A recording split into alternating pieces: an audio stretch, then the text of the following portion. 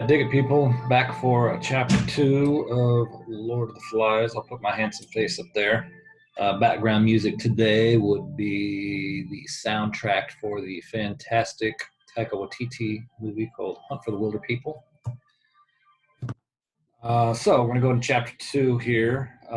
Just real quick, I just wanted to address something. I see that for chapter 1, even I know it's still due today, that a lot of folks haven't done it. And there's this discussion of people like, well, I don't think that they've heard that they're not putting work in. You are going to see very quickly that, yes, I am going to be putting work into the grade book. And yes, it is going to be unpleasant if you're not doing it. So I would recommend very highly that you get on board. Again, I did post, things are going, there's some stress and stuff going on, but at the same time, you kind of got to take care of your business when you get a chance to take care of your business.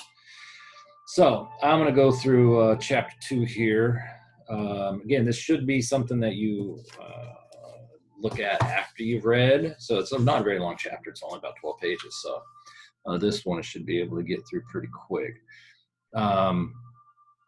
Real quick on here, let's start off. So the idea of what the focus should be on is the allegory of the inherent evil within human beings, along with the creation of this government that these boys are trying to, create, because they have to come up with something or they'll die. We talked about the clothes being symbolic, so you can see right away, and I hope to see if this actually draws. Yeah, right there. You can see right there. This is a terrible way to do it. I'll have to get my pen here. Let's see if that does a better job. Probably not. Nope, not much better. But anyway, you've got the choir. Less of a group had discarded their cloaks. You can see the choir. The idea of the clothes being symbolic of being civilized, that they're starting to discard that slowly, which is not a good thing because Jack's the one that's in charge of those guys. You have Ralph, who now is been elected leader, and he now has the job of trying to create some sort of semblance of a society here. Jack, you can see already starting to become a problem. Jack broke in. He says, all the same, you need an army for hunting pigs. We saw earlier into chapter 1, there were pigs. He didn't stab them. You can see here, he's, upset that he didn't kill it, and he's next time. And so that idea of him already kind of thirsting for blood, not killing because they need it, but in a sense, killing because of his ego. So it's more, this is more ego driven than it is about the necessity for food. They have food. They went and they sat down. There's fruit. There's food all over the island. And then Ralph, even buys into this idea. We need hunters to get meat, because he's trying to calm Jack down. That's basically what's happening here, because he recognized that Jack's a problem. In reality, what Ralph should be shutting him down instead of, trying to placate him. So here, the idea that they're going to have to look after themselves comes in. And then they start to assemble some form of order, right? And this was Piggy's idea, but Ralph is the one that presents it. So they have this conch shell, and whoever's holding the conch shell is the person that gets to talk. So now you've kind of got they've already created, in a sense, a bit of a democracy, right? You've got voting, where they voted in a leader, and now you've got this. I'm going to have to turn this music on. It's driving me crazy. Sorry. So now you've got, they're trying to create some sort of a way of having a council, basically. And so the conch shell becomes the symbol of society, basically, as it was before. But now it really is, because now whoever's holding it, that person gets to talk. So society, so a symbol of order. All right. And boom, boom, boom, boom, boom. We get to here. We'll have, and this is Jack, by the way. When this says he cried excitedly, this is Jack. Jack was on his feet. We'll have rules, lots of rules. And when anyone breaks them, and these guys are making noises, these are noises that you talk about when you hit people, right? whack, you see the old Batman TV show, wacko, bong, doink. And what we're talking about here is this is Jack's first thing he comes up with. We'll have rules, and when people break them, the first thing him and his choir, this is his choir here, but the first thing him and his choir think about is, hitting people. That's not a good thing. But at the same time, if you have rules, you got to enforce them, right? So exactly, what are these boys to do? But at the same time, it shouldn't be. Basically, Jack's two ideas are, I'm going to kill pigs and I'm going to hit people if they don't follow rules. So you can already get an idea that that's, not going to work out very well. And he's not going to work out very well when it comes to what Ralph is trying to do. All right. We get to a little farther here where the boys are, he's talking about, we may be here a long time. And these are little kids. You got to remember, these are little kids. You got to keep in mind that you're dealing with, the oldest is 12, and you're dealing with kids all the way down like the age of 5 and 6 years old. So you have to keep that in mind. So he says we may be here a long time. That's Ralph. And then he says, but this is a good island. Jack, Simon, and me, we climb the mountain. It's got food. So then we get this idea that it is like an Eden. It has everything that they need. It's like the Garden of Eden. There's nothing that they really want for. If they run things correctly, they could exist here for a very long time, or at least the idea if they were to get rescued. And then they bring up, things that they saw, rocks. And then you get Simon again, crazy, strange little Simon, the kid that had the seizure and kind of sees things different. This little thing where he brings up, we saw blue flowers. Again, he's a different kid. That all, again, comes all in later. Now, all the rest of the boys start to get all excited because they're like, Ralph says we can have a good time while we're waiting for it to get rescued. And then they start bringing all these. These are all adventure books. And as we know with adventure stories, that there's a lot of, and probably hate to see this word pop back up again, but there's a lot of romanticism here. That's a lot of romantic stuff. Remember, romanticism is not about lovey-dovey stuff. It's all about, an idealized version of life. And that's sort of, these sorts of books rely very heavily on romanticism, because in real life, a lot of the things that, that stuff wouldn't have worked out. So what we've got here is there's a contrast. The boys believing this is what it's going to be like, whereas the realism of this is a much more realistic view of what would happen. So Golding is not falling into the romantic thing here. All right, moving on. We get the idea that there's pigs on the island, there's food. Again, this Eden, there's pigs, there's food, there's bathing water. So everything that the boys need here, right? Everything that they could want, except that they start to screw it up, right? You get this little boy with a mulberry colored birthmark. Now you gotta, this is some foreshadowing because of what ends up happening at the end of this chapter. But this is the little boy that speaks. He's got this birthmark on his face. He brings up this idea, let him have the conch, so they're following rules. And then you get, he wants to know what you're going to do about the snake thing. Now, what this little boy is talking about is he's seen, for one, they're little boys, they're on an island and they're scared. So, at nighttime they got there, the plane crashed, they were there at night, now it's the morning, and they're finally, seeing each other for the first time. But little kids, even you guys, or even grown people, you put them into a room, in an abandoned house and there's no lights, and everybody immediately starts imagining things. So this little boy sees these vines, you think of like Tarzan swinging through the jungle. That's what you're talking about. You're talking about a very dense jungle, and there are these creeper vines that are hanging down. And this little boy thinks that he's seeing some sort of a monster. Now, little kids have very active imaginations. But interestingly, Golding calls it, a snake thing, which gets into our, if you're talking about the Garden of Eden, right? Then what did the snake and the Garden of Eden have in common, right? So now we're bringing in that idea of evil getting brought in. Now the boys aren't obviously speaking in those terms. This is all allegorical and symbolic.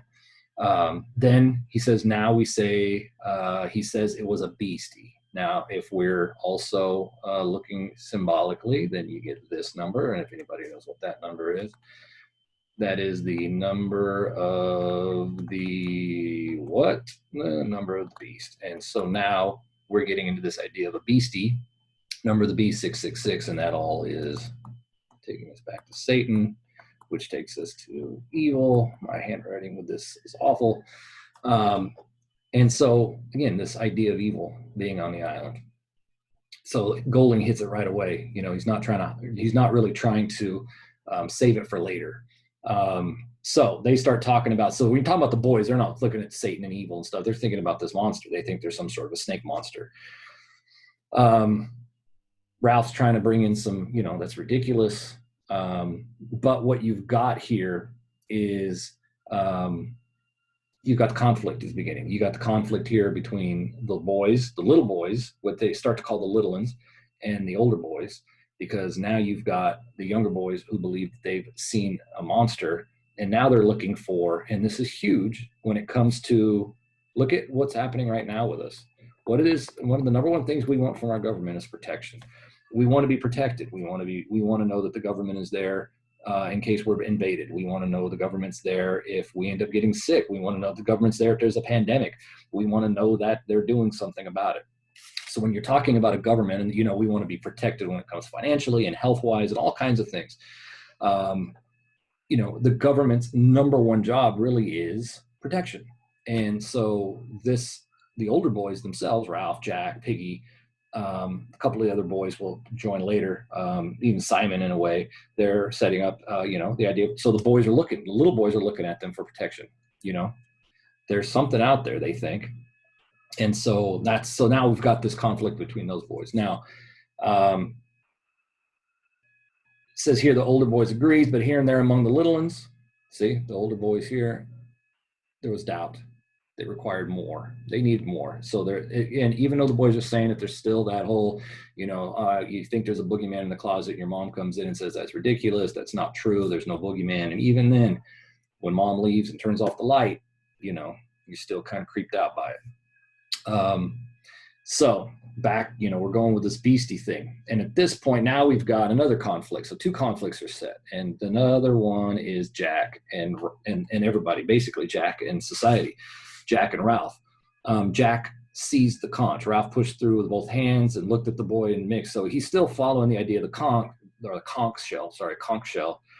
But at the same time, he takes it. And so he says, but there isn't a snake thing. But if there was a snake, we'd hunt it and kill it. And so that idea, again, you're looking for protection. So now what Jack is trying to do is he sees an opening and he's trying to get himself in there, because he wanted to be the leader all along. He's the leader of the choir, so he believes that he should be the leader of this group. So he wants to be leader all along. And he made it, there isn't a snake. But if there was, and this is some real creepy sort of doublethink, sort of, you know, government bureaucracy talk. You know, this isn't going to happen because we're going to protect you from it. But, you know, or this isn't a real thing, but if it is something, we'll deal with it. And so, but, you know, and even Ralph is saying, but there isn't a snake. And Jack knows he's feeding into these little boys' fear. He knows what he's doing, and he knows that he's, in a way, he's trying to take control. Then we get Ralph with he kind of,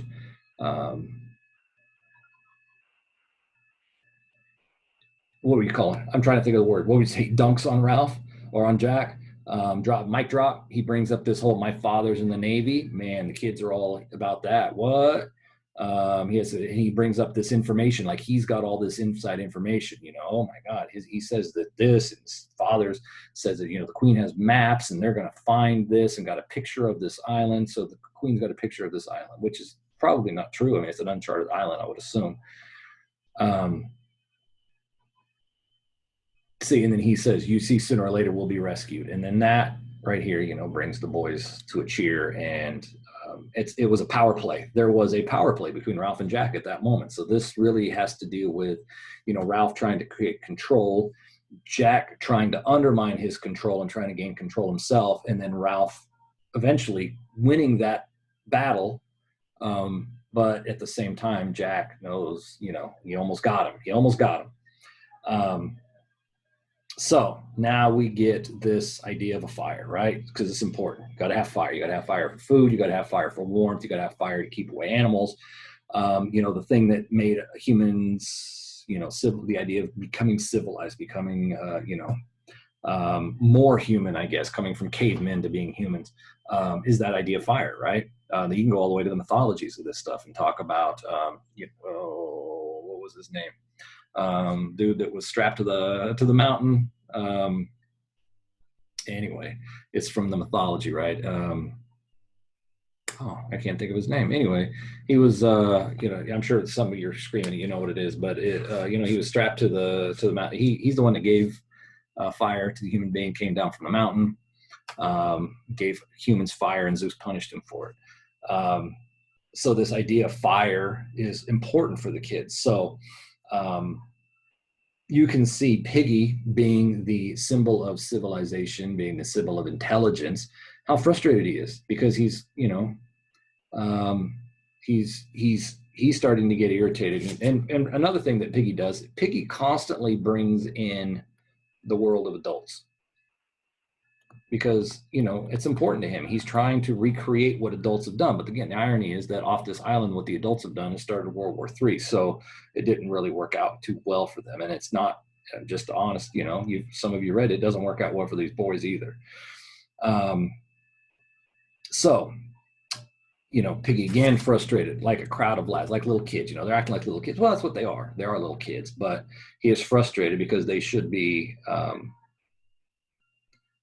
trying to create a place to live right now. They got to deal with that.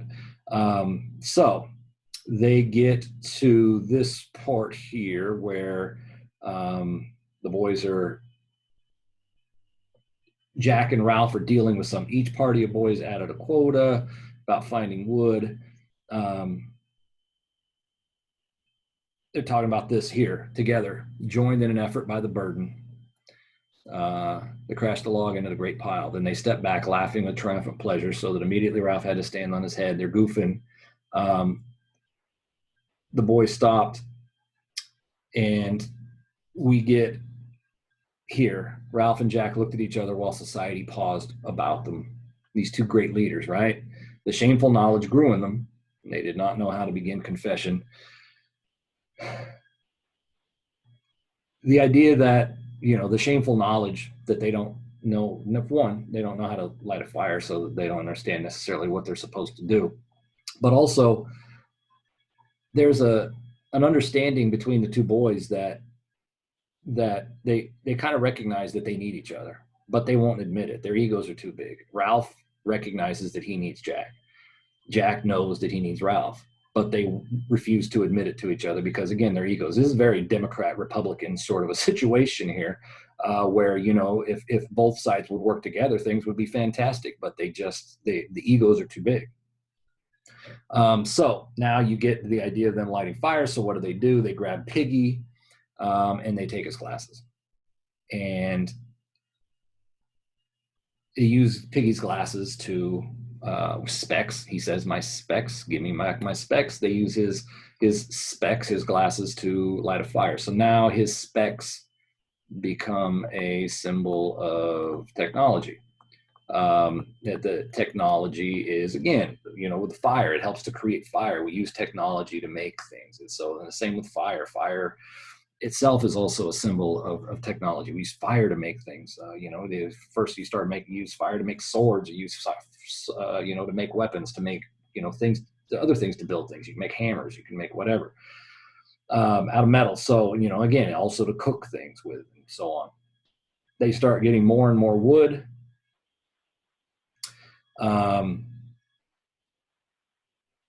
Here, Jack's trying to, take away Piggy's contribution to anything. This is 100%. This is supposed to be an art. A rejection of intelligence. Remember, Piggy symbolizes that intelligence and society. And so you have Jack 100% rejecting him. Eventually, Ralph realizes he needs him. If you're going to set up a society, you need intelligence in order to do that. you need intelligence. And Jack refuses. Jack is all emotion. Jack is all about ruling by fear. He doesn't want intelligence. He doesn't want anybody using intelligence here. Now, we use the spec. Simon steps up for him because Simon's a good guy. I got the conch, said Piggy. The conch don't count up here. This is, so you shut up. This is huge. Because here's where Ralph fails. Because what should Ralph have done? Ralph should have stepped in, should have said something. No, the conch counts wherever. That's what the rules are. And Jack breaks the rules, and Ralph doesn't do anything about it. So now the question becomes, if somebody breaks a rule, what do you do? Once kids realize that there are, well, anybody, not even just kids, once human beings realize that there's no repercussions for their actions, what is their behavior going to be? Well, they're going to eventually push and push and push until they do what they feel that they want to do. And at this point, Jack wants to talk whenever he wants, and he wants to be able to be mean as hell to Piggy. And Ralph allows it, which huge mistake on his part. But then again, you know, what's he going to do? What is the punishment? They never set up a punishment. Jack had said earlier, you're going to hit people. Ralph's not for that. So then now what do? They don't have a jail. Can't exile somebody. So anyway, that's a huge problem there. So anyway, they create a fire, and the fire gets out of control, right? And here you get this very hellish description here with all of the imagery here of you know, the fire goes through, it's these trees are filled with they're filled, not filled, I don't say filled with water, but they're damp, you know, and so when the fire hits them, these trees begin to explode. It happens all the time. And so a lot of the trees are just exploding. And when they're exploding, these vines are popping up into the air. And so what you end up with is these little boys. Let's see, I got to listen.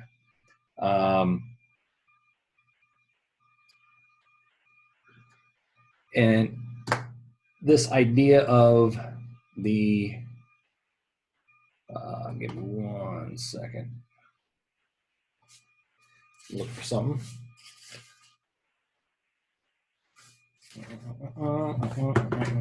Talk amongst yourselves while I'm doing this. Obviously you can't, it's a joke.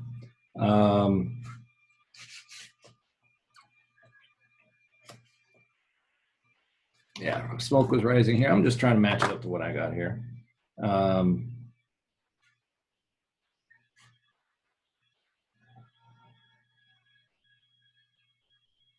right. All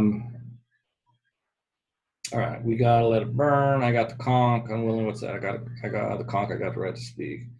I got the conch. Just you list. First thing we ought to have done, again, incredibly intelligent. The first thing we ought to have done was the shelters down by the beach. But now they're listening because they start to realize that he's got kind of a point. How can you expect to be rescued if you don't put first things first and act proper? And he's absolutely right. He tucked the shell under his arm. Then when you get here, you build a bonfire that isn't no use. And he's absolutely right. Now you've been and set the whole island on fire. Won't we look funny if the whole island burns up? Right? You said Ralph was chief. You don't give him time to think. And that's not all of them. He said the little ones, right? Who took notice of them? Who knows how many we got? And so that takes us, where's the rest of this?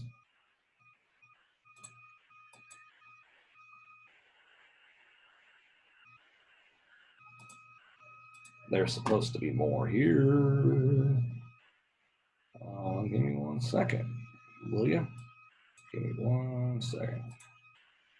I got to figure out what is going on. All right, I figured it out. My bad. All right, let's get back to here. All right, so, all right, so now the rest of it's there. Sorry.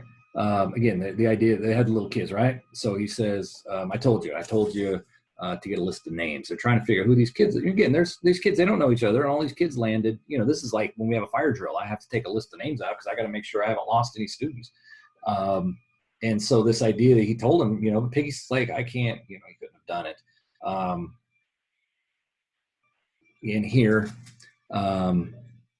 Jack's attacking Piggy. Nobody does anything about it. And again, that's a problem. Now, here's where this tree exploded in the fire like a bomb. The little boy screamed. This is when those creepers pop up in the air. And the little boy screamed, and again, snakes. Now, the thing about this fire is the fire is symbolic, as like hell, and it's symbolic of sin. And what these boys have done, because they talk about this little boy with the birthmark on his face, right, that they haven't seen him. And there were other little kids that were down there. Little ones had a birthmark on his face. I tell you, I don't see him. Right? Him with the birthmark. And he says, and some of the little ones was wandering down there where the fire is, and him with the birthmark. I don't see him now. So what we get, and we're getting insinuated, is that a whole bunch of little kids burned up in this fire. And what you'll see in the rest, here, Ralph says, perhaps he went back. And then what you see for the rest of this, they never talk about it. They won't admit it. They won't admit that they were screwing around with fire, and it got out of control, and they ended up killing a bunch of kids on this island. So right away, Golding has the beginning of the novel started off with them talking about, pirate stories and adventure stories and how fun this is going to be. And then by the end of this chapter, they've basically killed, burned to death a bunch of kids. And what we have here also is, if we remember that they keep calling the airplane crash a scar, right? And out of the scar, if you have, again, you get a cut, out of that comes an infection. Well, these little boys are the infection. And they bring this fire, they're the ones that light this fire on the island. Think about what they use. They use technology to make this fire. Think about what's going on off the island. Technology is a wonderful thing. It's an amazing thing. But at the same time, human beings can use it for terrible things. So, on the one hand, technology is used to save lives. But on the other hand, technology was also used to create the atomic bomb, which is, what we get the idea that that's what's happening. And plus all these weapons of destruction, cannons and missiles and so on that are being used. Cannons, it's not, they're probably not using cannons, but missiles and rifles and airplanes, dropping bombs on people and so on. So technology, in a sense, human beings on one side use it for good, but then at the same time, they're using it for bad. So we're getting that same idea that they use the technology for fire, which should have been used, to keep them warm, to help them, survive. But instead, what they end up doing is they end up letting it get out of control. And this is, in a way, Golding talking about the sin and the evil that's inside of human beings, that there has to be some form of restrictions. There has to be some form of where you're in control of it, or if you're not in control of it, somebody else who is wiser is in control of you, to try to keep something like that from happening, where you're the evil that is inside of all human beings then begins to manifest itself without any sort of repercussions. And that's kind of what he's pushing himself towards here. All right. So I hope that helped. If you have questions, again, feel free to